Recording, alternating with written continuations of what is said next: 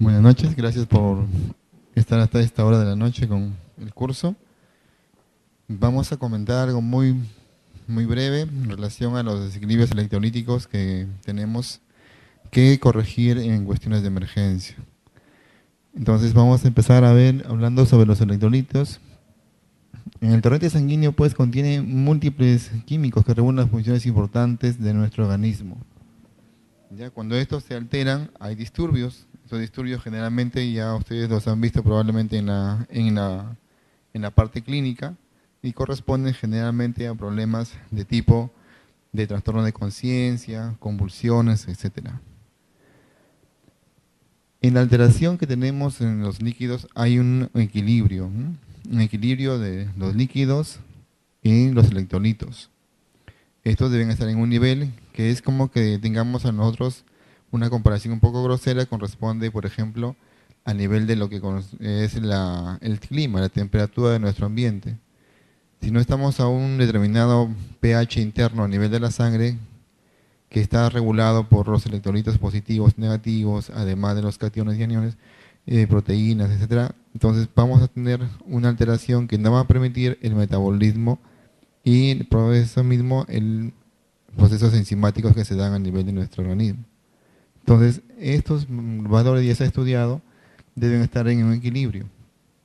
Si ustedes notan, en la parte lo que corresponde al plasma, que es lo que nosotros medimos, es muy poco con relación a todo lo que es el volumen del líquido que hay dentro de nosotros y por lo tanto lo que medimos aquí, que es lo que hacemos cuando tomamos una venopunción, es prácticamente es una representativo nada más para tener una idea de cómo está lo demás.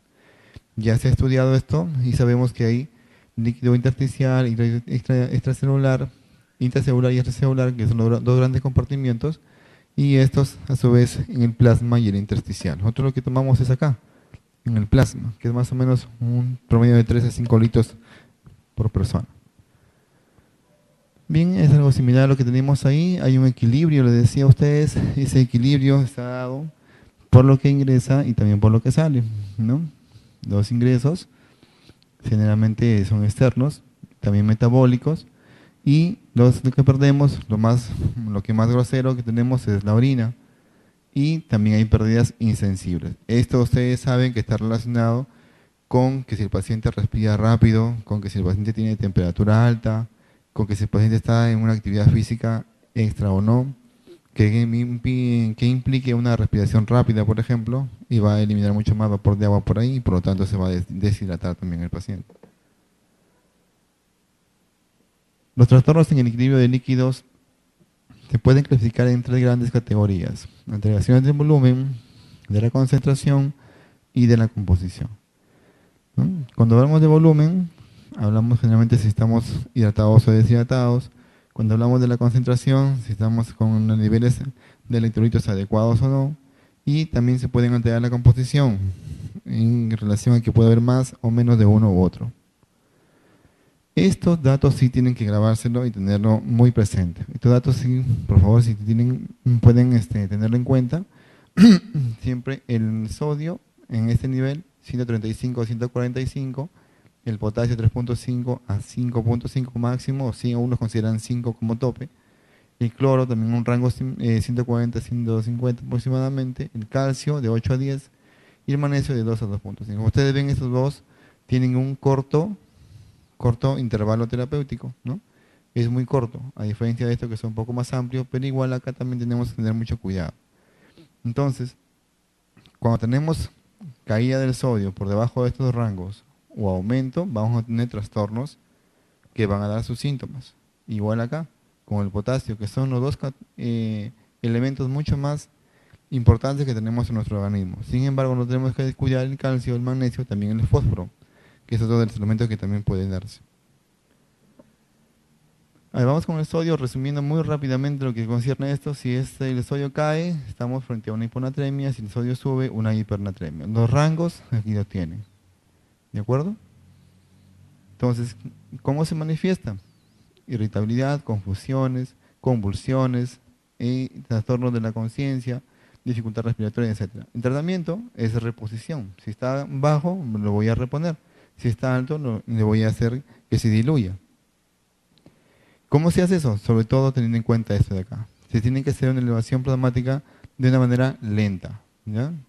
No se corrige tan rápidamente porque al hacer eso podemos traer trastorno de conciencia a nivel cerebral y podernos complicar mucho más.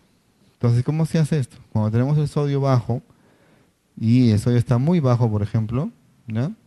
Entonces ya tenemos que corregirlo a 12.000 equivalentes máximo por día, de 10 a 12.000 equivalentes máximo por día, lo cual significa aproximadamente medio equivalente por hora, ¿no? Tenemos 24 horas, para que sean 12.000 equivalentes en 24 horas, lo voy a corregir a 0,5.000 equivalentes por hora. Eso se hace colocando una solución hipertónica. Y de acuerdo a eso, si veo que también le falta volumen, también le tengo que corregir con volumen para que pueda alcanzar esa meta en 12 horas. Por ejemplo, si tengo 120 o 115, por ejemplo, tengo 115 de sodio bajo, le voy a subir en 12 horas, 12 puntos como máximo, o 10 puntos, si es que yo quiero ser un poco más mesurado. Entonces, de 115 debo subirlo a 125 de un día para otro. Eso implica que yo infunda al paciente soluciones hipertónicas, pero que al final de las 24 horas me puedan aumentar el sodio en 10 puntos o 12 puntos. Entonces, al siguiente día hago el control. Tengo ya 125, por ejemplo. Llegué a la meta. Eso implica que yo al día siguiente pueda corregir. Todavía no llego a la meta que debe ser 135. Pero ya con 125 el paciente generalmente ya responde, ya de lo que estaba inconsciente o en sopor, ya se pone lúcido y de esa manera podemos ya nosotros tratar de otra forma, ya no solamente intravenosa, sino de repente vía oral, si es que el paciente tolera. Si no tolera, yo continúo con la vía endovenosa y de esa forma logro aumentar nuevamente un día más. Entonces, la corrección del sodio no es una corrección brusca, es una corrección lenta, es progresiva y sobre todo teniendo cuidado en no infundir más allá de lo debido. Porque también nos podemos ir al otro extremo. De la hiponatremia nos vamos a ir a la hipernatremia. Entonces, si estoy, por ejemplo, un paciente que llega, ya lo tengo con el sodio alto, entonces tengo que diluirlo. Y hago lo contrario, voy a infundir más líquido, pero menos sodio.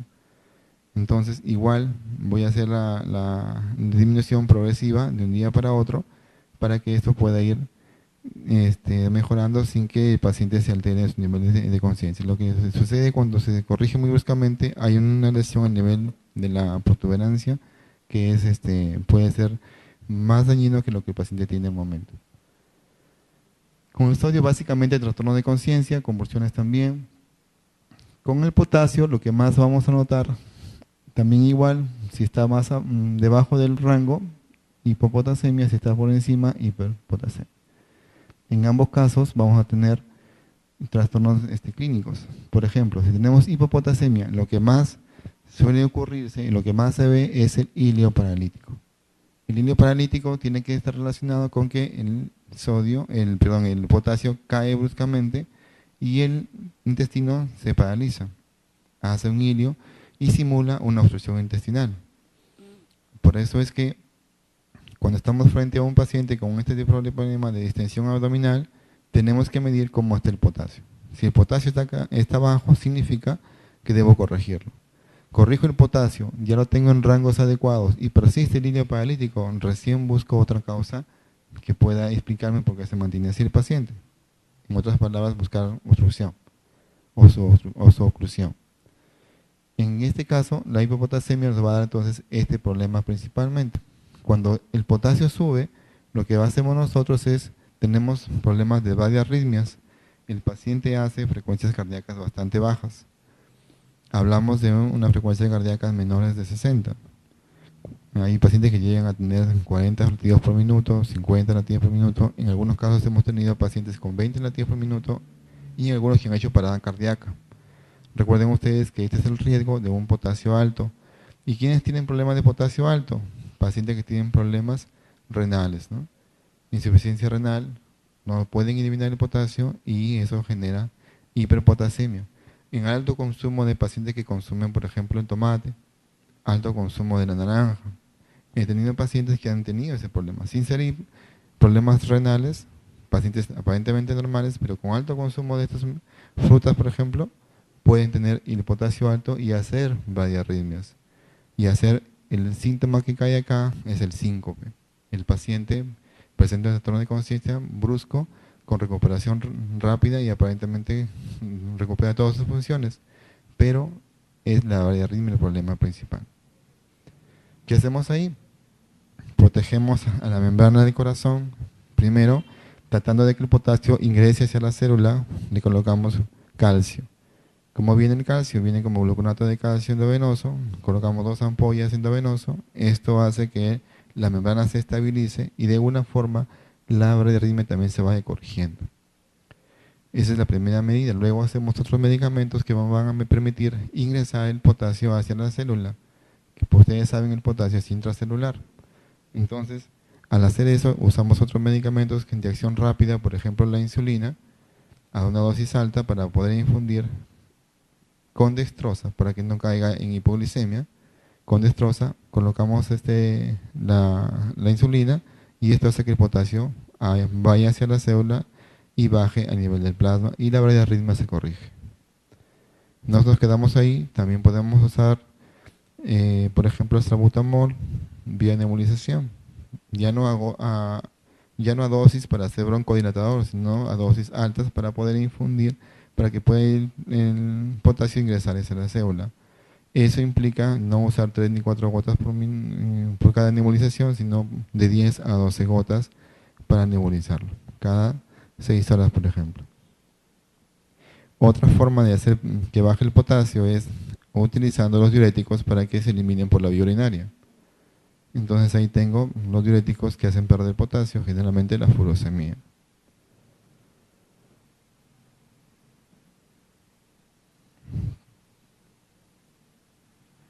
Perdón, acá en lo que concierne a la reposición del potasio, esto sí, a diferencia del sodio, esto sí se puede hacer de una manera más rápida. No necesitamos que pase un día a otro para poder elevar los mil equivalentes. Por ejemplo, tenemos una hipopotasemia y tomamos el dato y en el suero sale que tiene 2.0, 2.1 de potasio y esto explica el hilo paralítico, pues yo le repongo rápidamente 1 o 2 ampollas dependiendo de la necesidad del paciente para que llegue a estos niveles.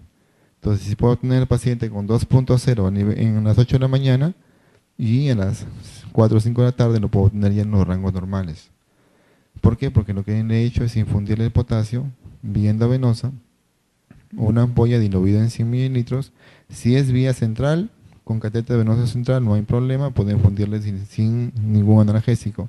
Si yo lo hago por vía periférica, puedo agregarle lidocaína para que el paciente no tenga dolor, porque causa mucho dolor, y lo infundo lentamente, generalmente de 2 horas cada dosis.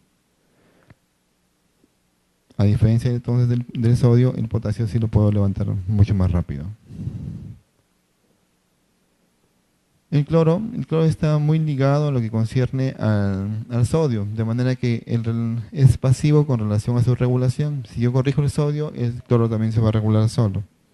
Entonces por ahí no hay mayor problema porque los dos cationes van en el mismo sentido.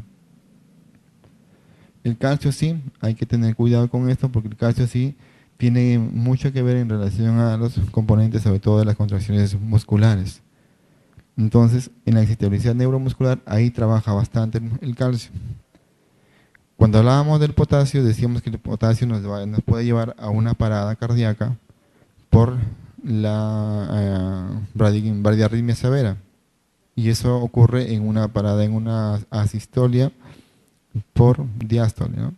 Hace diástole el paciente. En cambio acá, cuando el calcio está más arriba, más alto, puede ocurrir una parada cardíaca, pero en sístole. Recuerden que el calcio está involucrado en todo lo que considera la contracción muscular. Y por lo tanto, eso es lo que va a ocurrir. Hace una contracción severa, una tetania, y eso no es posible de liberarlo tan rápidamente.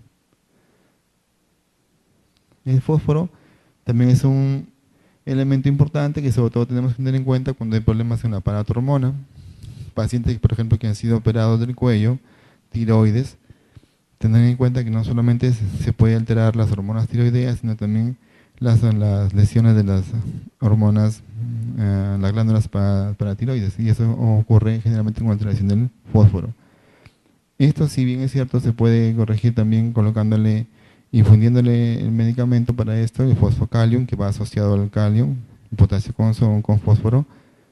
Esto se coloca una ampolla en 6 horas, se diluye en 100 y se pasa en 6 horas. Bien, acá es más o menos lo que estábamos comentando en ese momento, un resumen de lo que estamos haciendo, que los trastornos electrolíticos pues están dando bastantes, sus funciones pueden ser alteradas de acuerdo a lo que tengamos, ¿no? Si está alto o está bajo, si tiene problemas de enfermedad renal. Y uno de los ejemplos, por ejemplo, que tenemos es la quimioterapia, donde hay trastornos, por ejemplo, de la lisis tumoral.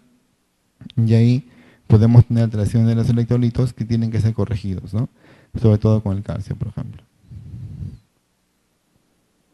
Otro es que también haya medicamentos, los diuréticos, por ejemplo, la furosemida, ya saben ustedes que hace disminuir potasio y también así nos puede llevar a la hipopotasemia, ¿no?